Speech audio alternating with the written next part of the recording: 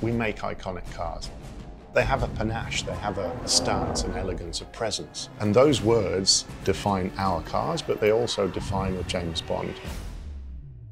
I'm Marek Reichman, and I'm the Chief Creative Officer for Aston Martin. So I have a brilliant job. I've got a fantastic team. I'm fortunate I do something I absolutely love. I'm passionate about designing things and most of all cars.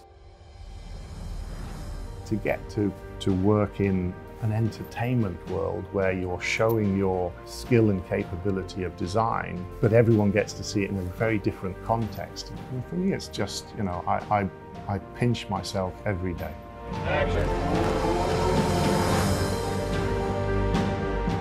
So if I look at my favourites, my highlights from all the cars that I've been involved in, then I've got to look at DB5, because DB5 simply is the icon.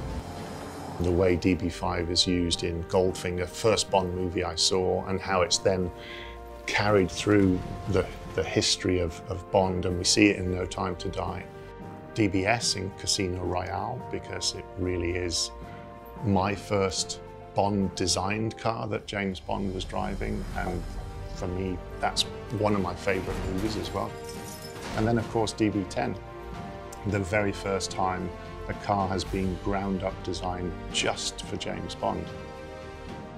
If I look at the way we work with Eon, it's a partnership for sure. As soon as one movie is finished, they'll give us a call and say, can we come and see what you might have in the pipeline? See our portfolio and decide that's the product that we want James Bond to be driving. James! Okay. So the next movie, No Time to Die, has been another incredible journey. Not just one Aston Martin in No Time to Die, but 4 cars this time. DB5, a classic Aston Martin V8, a DBS Superleggera, and a cameo role for the Valhalla. The cars really are true characters because they help to define the storyline.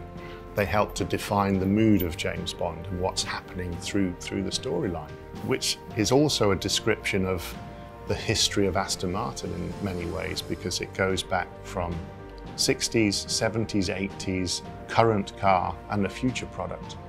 So not only are the cars being used in the movie to describe what's happening to Bond and how the journey of No Time to Die starts and ends, it's also partly the role of Aston Martin through its years and the history of our cars as well.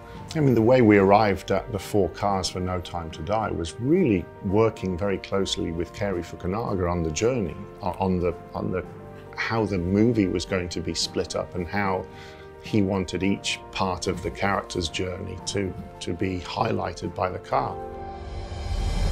I think if I look at Daniel Craig's movies, and they were some of my first cars as the director of design at the time for Aston Martin. And Daniel himself, you know, just in terms of the conversations we've had, he's a lovely guy, brilliant guy, and he's said so many kind words about his relationship as James Bond with Aston Martin. And I have to echo the same. He's been an absolute gent throughout the whole thing.